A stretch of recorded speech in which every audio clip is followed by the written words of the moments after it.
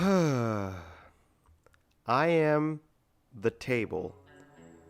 With these four infamous words, James Hetfield single-handedly spawned one of the greatest memes of 2011, and probably of all time. I know for sure when me and my friends heard the then latest, Metallica record, Lulu, this was the main element we took away.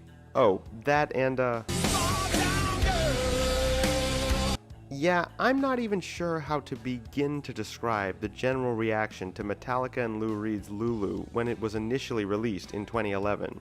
You see, we need to add some context. Scrolling a couple years back to 2008, Metallica had actually had quite a substantial comeback with the Death Magnetic album. In said 2008 comeback, Metallica really came back in a mainstream way. I know it seems almost unfathomable today to think of a thrash metal band being a top 40 act, but in one last hurrah in 2008, that very thing happened. Metallica released the single The Day That Never Comes, very much in the style of some of the best ballads of the Black Album era, and it hit the Billboard Top 40 as a hit single. Yes, a thrash metal band hit the Billboard Top 40 in 2008, it was a very different time. All this is to say that by 2011, Metallica was firmly back in the consciousness of mainstream audiences, and therefore everyone was super excited about what they might do next, thinking, like me and my friends at the time, that their next release would put them over the top and give them a third life, similar to how U2 returned to prominence with 2004's Vertigo. So when Metallica announced their next project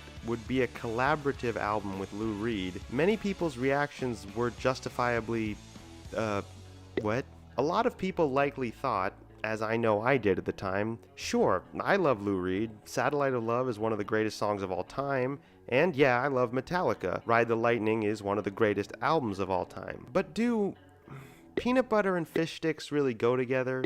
Catch my drift? That was kind of what we were all thinking at the time. Nonetheless, people were open-minded to see what a possible collaboration between these two disparate artists might sound like, and on Halloween 2011, the world finally got to hear the fruits of this collaboration, and oh, what fruits it bore.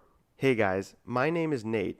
I'm an independent musician / content creator. If you like this video, please give it a like and consider subscribing. My dream is to do content creation full time, so if it behooves you, I'll leave a link to my Patreon in the description, or a link for a one-time donation. Thank you all, and back to Lulu. Upon first hearing Lulu, the reaction was, we can say, artfully confused overall. I really have to emphasize that when Lulu was released, it so caught people off guard that it was almost as if the collective music world, from big publications, to radio stations, to record labels, all the way down to local rock scenes in various cities, had been sucker punched dead on and were left dazed. That being said, once everyone shook themselves out of their collective bewilderment, an avalanche of negative criticism flowed outward towards the albums from all directions. Metallica fans were scornful and loud.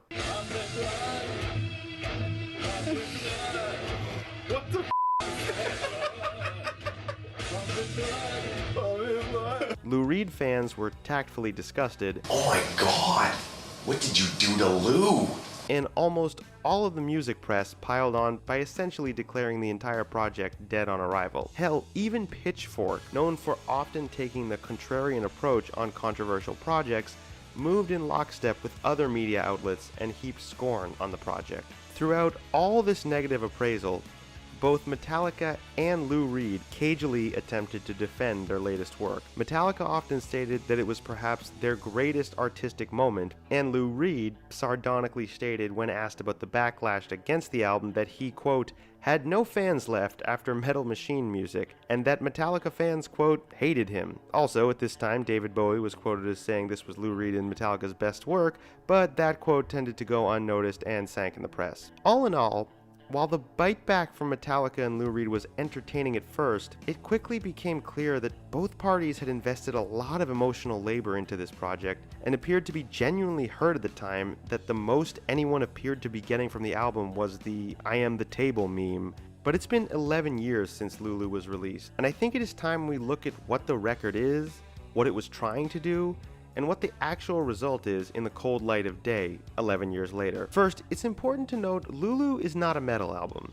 that was the problem right off the bat back in the day. The album was marketed as just another Metallica release, which set up the anticipation that it would sound like, well, Metallica. First off, Lulu is actually based on a series of late 19th century plays called the Lulu Cycle, a satirical jab at Richard Wagner's Ring Cycle, by German playwright Frank Wedekind. The plays themselves tell the tale of a young, seductive, exotic dancer who uses her charms to rise to the highest echelons of German society before ultimately falling from grace in a maelstrom of drugs, alcohol, and depression. So, sort of like the Marquis de Sade's Justine and Juliet, but less fucked up. While adapting the Lulu Cycle into an avant-garde metal album is something, as a fan of late 19th century German poetry, I personally appreciate, I hardly think it is something that was in the milieu of the average American Metallica fan. Now, this is not at all to shit on Metallica fans. I am one, by the way. But it's not unreasonable to expect when you put on the latest Metallica record, it provides you with the vibe you are looking for. And for most fans, the vibe was firmly in the Damage Incorporated sphere. Likewise, the problem presented reversed for Lou Reed. While his fan base was more likely to appreciate an album built around the concept of the Lulu Cycle, they were, and are, perhaps the most averse crowd to metal as a sonic choice in music. No matter how arty Lou's lyrics were, to have them soundtracked by a style of music that represented, to this crowd, the apex of American ignorance and beer keg parking lot culture was unconscionable. And again, no hate to Lou Reed fans. I'm a massive Lou Reed fan as well. So all this is to reinforce the earlier point that the album basically failed on all fronts.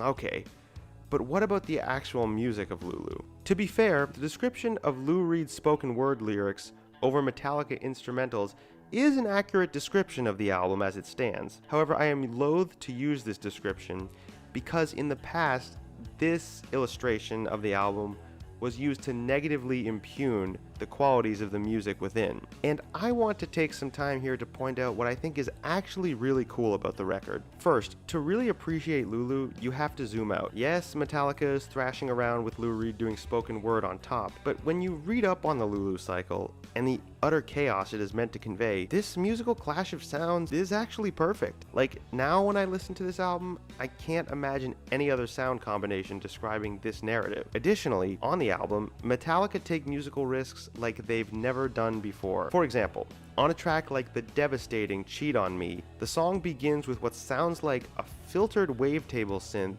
swelling into a somber, minor key, Bjork Vulnicura era string section part that leads to Lou Reed lamenting on the pain the nominal Lulu feels at having to give up her soul to rise higher and higher in 19th century German society. It's fucking cool, let me say that.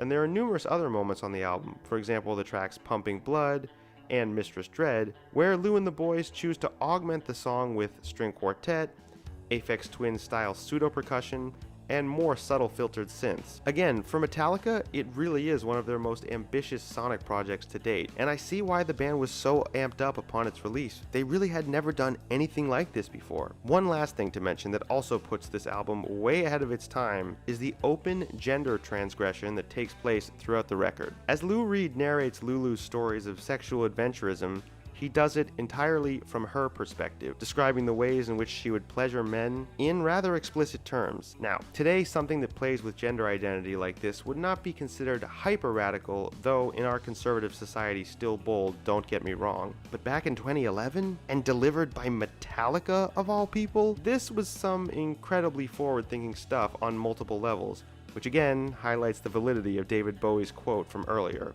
So 11 years later, what is there to say about Lou Reed and Metallica's Lulu? Is it a good album? I would say definitely yes. But is it a metal album?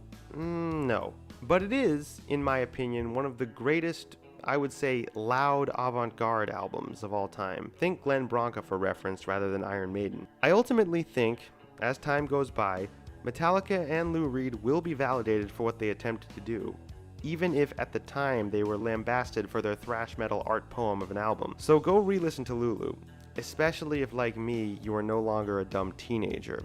I think you will definitely enjoy it.